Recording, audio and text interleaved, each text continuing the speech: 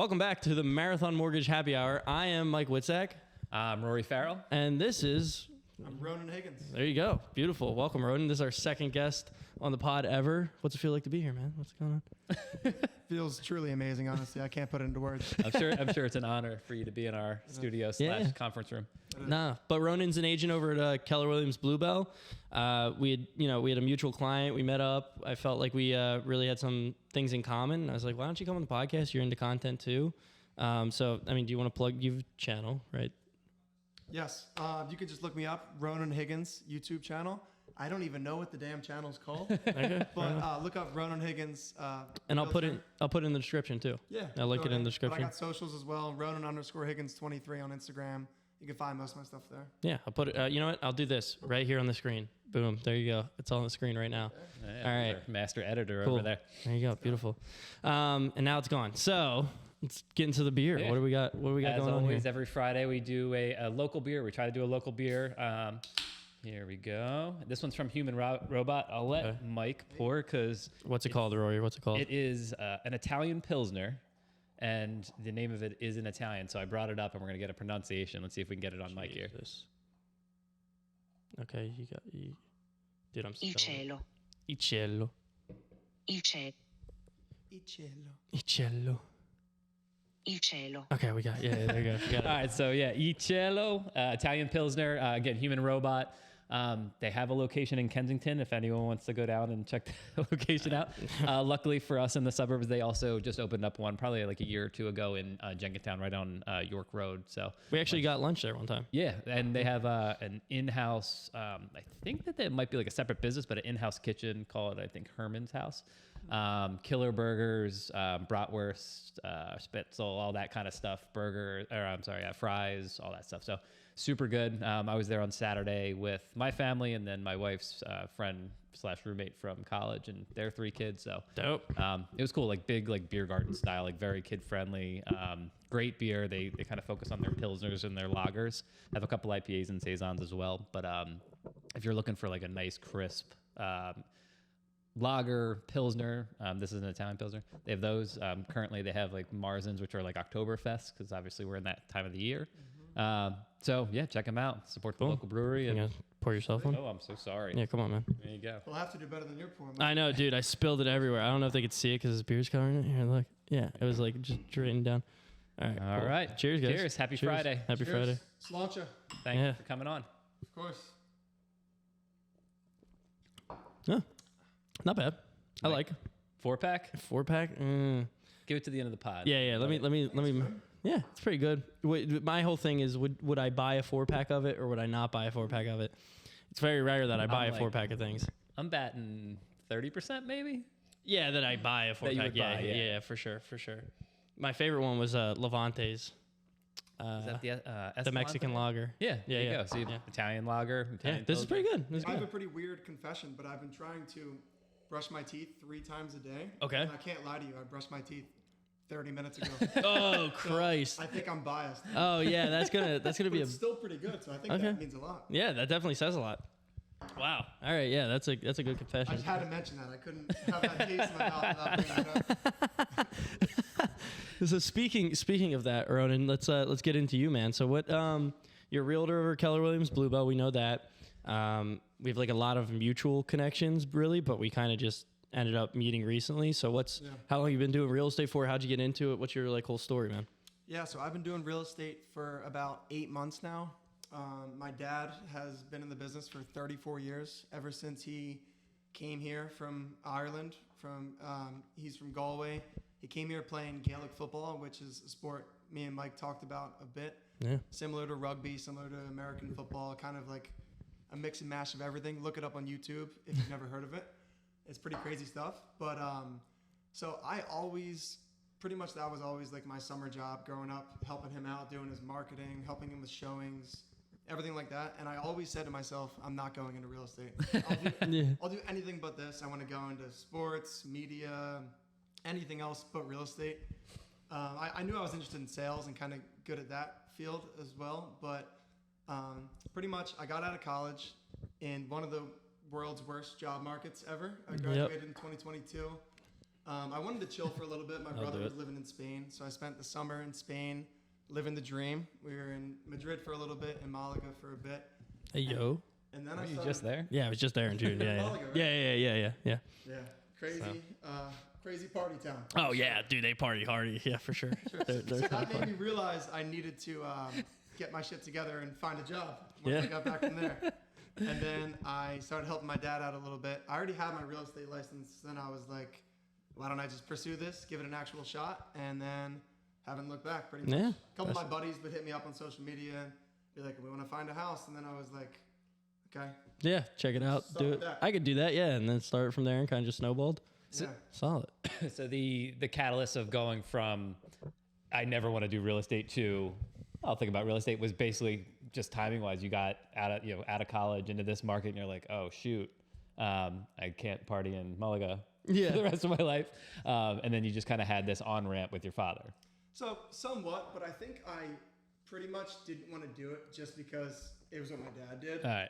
And that was kind of the reputation I always thought about. And then I tried a few other things. I even had a financial advising job with a smaller firm for a little bit and didn't really love it too much. And then I realized I never really actually tried working in real estate. Okay. Before You just I had the judged grunt it. work of filling in the Yeah. envelopes Yeah. and flyers Yeah, and stuff. literally. And so then when I actually did it, I'm like, damn, I kind of like it. Like I can control my time a little bit. I Sure. can do whatever I want a little bit. If I have a meeting in the morning, I can work overtime. So I thought it kind of fit me a little bit. but- Okay, cool. Nice. Yeah, very nice.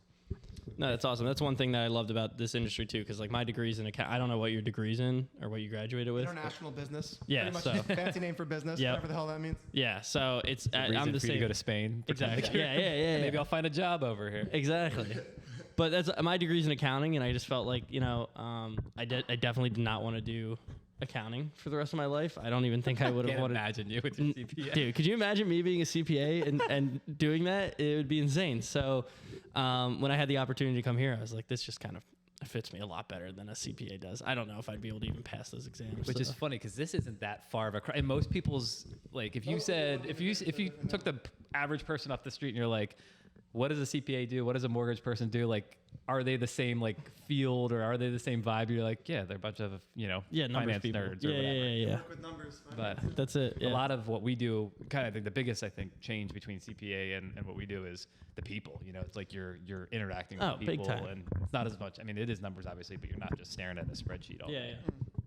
So, and then is this something you think this is going to be your career for a while, or kind of what are you thinking there? 100%. Yeah, I really have loved it so far in my time in it up to this point, and I know I kind of want to branch out and do some other stuff. Like I'm a big soccer guy, so I've played soccer my whole life. Played soccer at Dickinson, where I graduated from 2 years ago, and I coach a lot of soccer. I do a lot of like individual stuff, so I definitely want to like start my own thing, start my own company with that. Yeah. Kind of because I have probably like 20, 30 clients off and on all year, and I feel like if I actually figure something out and bring on some other coaches, I could get something going with that. But otherwise, like I think real estate will definitely be my main gig. Yeah. I enjoy it, and I think it's definitely something that will only just like grow, and I'll be able to do better with that while implementing less work as it kind of grows and Yeah. older. Yeah, absolutely, man. Absolutely. And that's what you're working with a lot of first time home buyers now, showing a lot of houses and getting out there, right? Do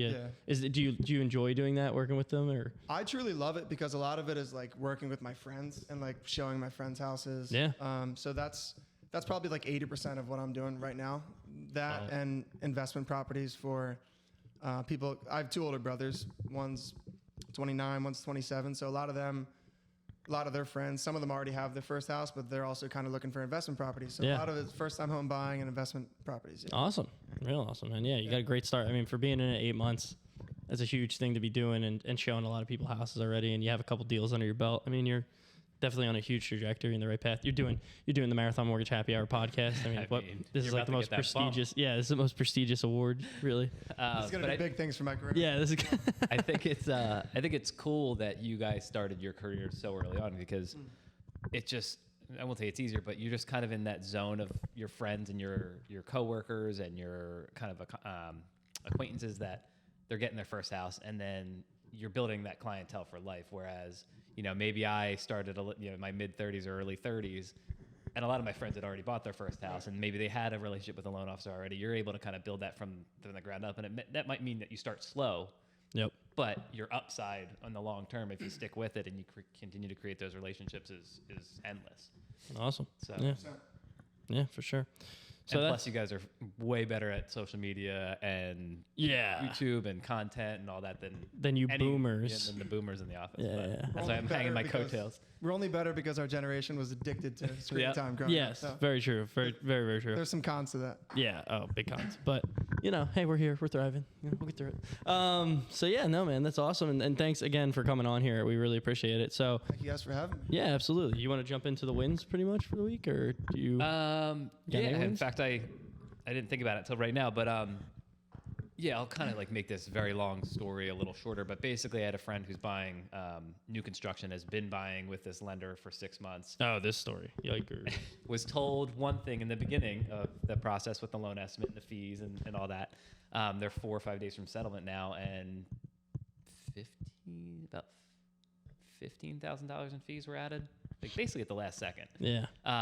Solid. All to with the error of the loan officer. It had nothing to do with them or the builder, really. And just kind of coaching them through that. And they didn't use me originally because they got this giant credit from the builder to use, a lender on the preferred list, which it's a whole separate podcast about the pros and cons of that. Maybe we'll do that next week. But now at least I can jump in and help them from a loan officer perspective, but also from a friend perspective, and tell them, hey, make sure you're asking about this, or make sure you've pushed back on this, or whatever the case is, to put them in a better position to not get hosed as hard as they would had they not had my advice. So I'm hoping it works out for them, and I hope they don't get put in that position where, hey, they feel like they have to buy and they have to settle as planned, and they just have to come up with the extra $15,000 that they weren't expecting literally a week ago, and certainly not 6 months ago. So just being able to help them with that and have them use me as a confidant. Awesome. So we'll see by next week if Fingers they crossed. settle on time. Yeah, we'll what see. That means to the bottom line. Yeah. You got a win in your mind or no? You got anything? So, All right. Talk to us. I was just saying how a lot of what I'm doing is cool because like I'm working with my friends, kids I played soccer with growing up, or people I went to school with growing up. So 2 weeks ago, we just closed on a house with like one of my best friends who I played soccer with since I was probably 8 years old.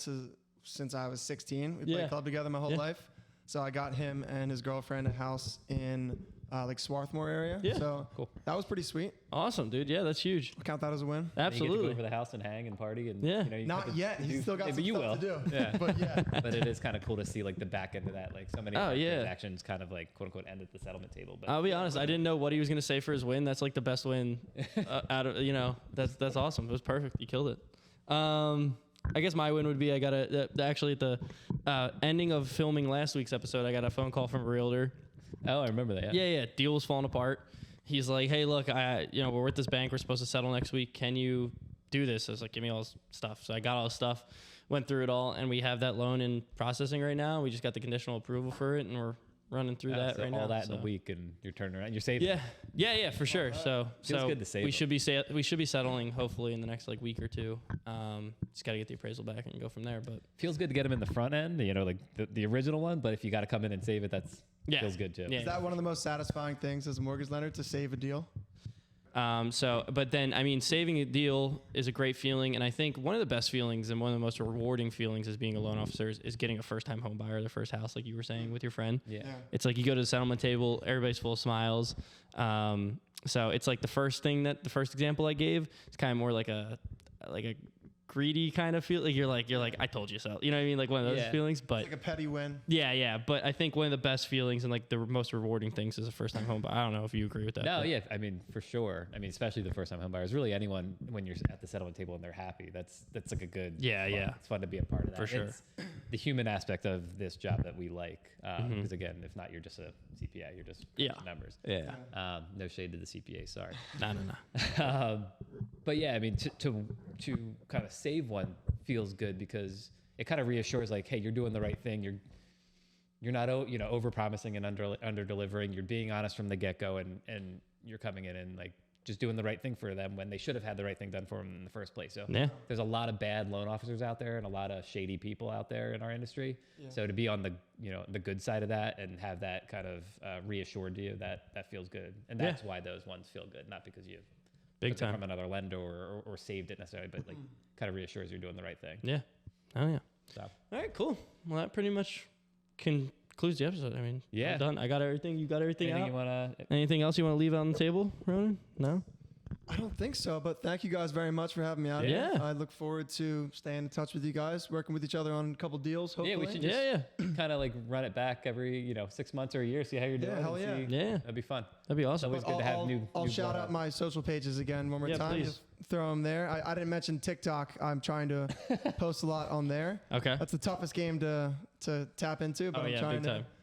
But yeah, pretty much that's it. Thank you guys. Fair enough. Yeah. You got it, man. All right, happy Friday, everybody. All right. Thanks for tuning in. Happy Friday, guys. Happy See ya Friday, later. folks. Peace. Light it up.